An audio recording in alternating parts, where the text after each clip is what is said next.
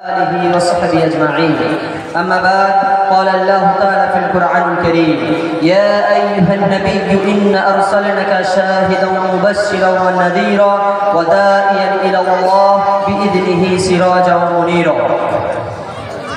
উপস্থিত আজকে সালানা আঞ্জুমানের সম্মানীয় সুযোগ্য সভাপতি মহাশয় ও বিচারক মণ্ডলী এবং আমার পাশে বসে থাকা শিক্ষক মণ্ডলী এবং মেহমান ও আমার সামনে বসে থাকা অত্র মাদ্রাসার ফুটন্ত গোলাপ, আজকে আমি আপনাদের সম্মুখে যে বিষয়টি নিয়ে আলোকপাত করতে চলেছি, বিষয়টির নাম হচ্ছে ইসলামী দাওয়াত প্রচারে গণমাধ্যমের ভূমিকা।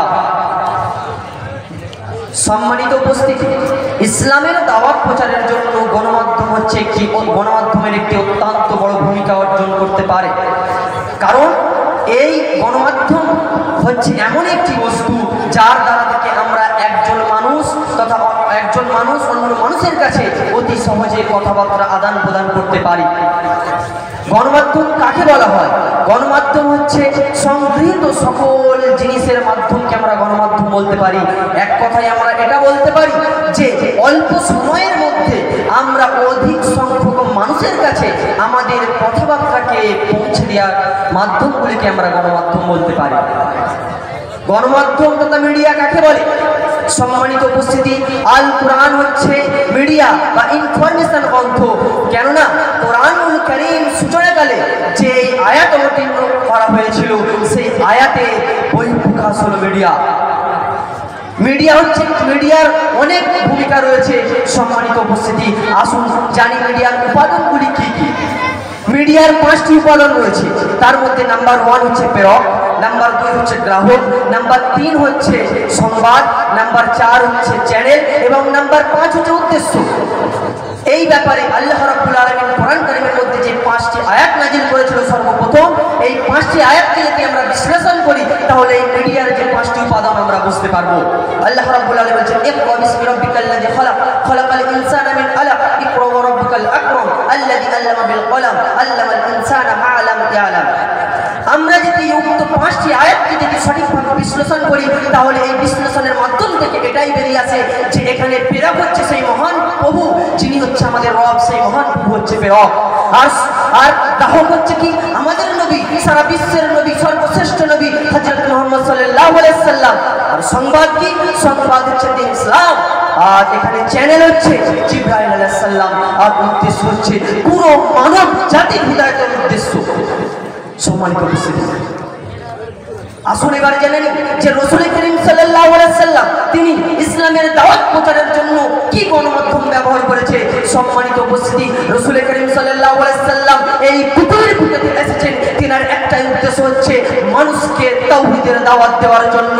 সম্মানিত উপস্থিতি, তিনি মানুষকে দাওয়াতের সাথে সাথে মানুষকে সৎ কাজের আদেশ করতেন।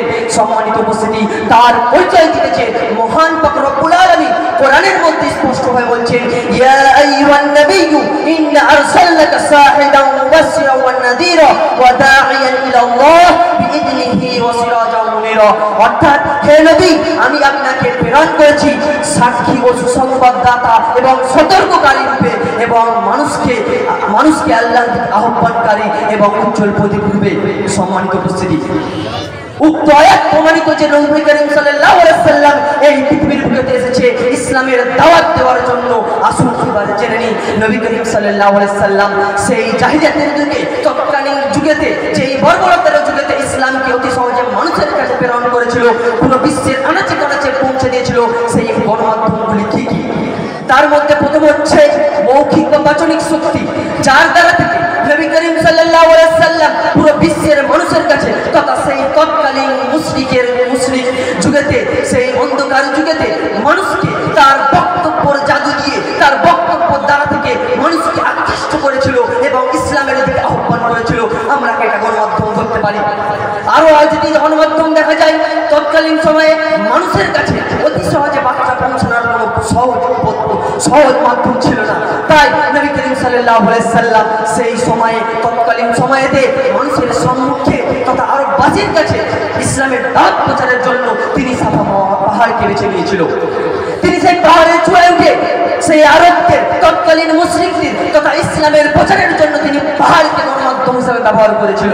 আমরা এটি আরো দেখতে পারি তৎকালীন যুগেতে নবী করিম সাল্লাল্লাহু আলাইহি ওয়াসাল্লাম শুধু আরব কান্ট্রি তথা সেই মক্কা এবং মদিনা বাদ দিয়ে তিনি পৃথিবীর আনাচে কানাচে ইসলামকে প্রতিষ্ঠিত করেছিল। আমরা সকলেই অবগত এই আনাচে কানাচে কি করে ইসলামকে প্রতিষ্ঠিত করেছিল, তার মাধ্যম হচ্ছে তিনি পত্র এবং দূত প্রেরণ করেছিল। তিনি চিঠি এবং মানুষকে ইসলামের দাওয়াত নিয়ে সেই রাজা তথা তৎকালীন বিভিন্ন আলেম তৎকালীন বিভিন্ন দেশেতে তিনি ইসলামের প্রচার করেছিল। তিনি আরো গণমাধ্যম ব্যবহার করেছিল মসজিদে খুতবার মাধ্যম থেকে তিনি ইসলামের প্রচার করেছিল। সম্মানিত উপস্থিতি, অনেক গণমাধ্যম তিনি ব্যবহার করেছিল। তার মধ্যে একটি অত্যন্ত গুরুত্বপূর্ণ গণমাধ্যম হচ্ছে মানুষের জনসমাবেশ স্থলে যে তিনি ইসলামের দাওয়াত প্রচার করত। সম্মানিত উপস্থিতি, তৎকালীন সময়ে মুশরিকরা এক জায়গায় একত্রিত হতো মেলার সমাজে, সেই সমাজে নবী করিম সাল্লাল্লাহু আলাইহি ওয়াসাল্লাম ইসলামের দাওয়াত দিয়েছেন। আসুন এবারে জেনে নিই বর্তমান সময়ে আমরা যে ইসলামের যে গণমাধ্যম ব্যবহার করবো সেগুলো কি কি।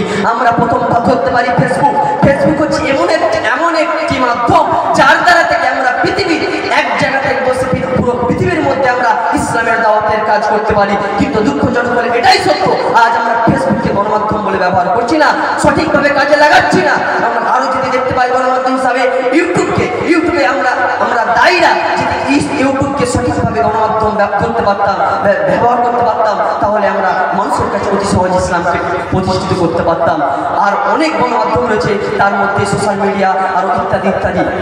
সম্মানিত উপস্থিতি, পরিশেষে এটাই বলতে চাই যে হে প্রভু দয়াময়, আমাদের মুসলিম জাতিকে তথা বর্তমানে যে আলেম ওলামা রয়েছে তাদেরকে বর্তমানের যুগের সঙ্গে তাল মিলিয়ে ইসলামকে প্রচার প্রসার করার জন্য তৌফিক দান করুন।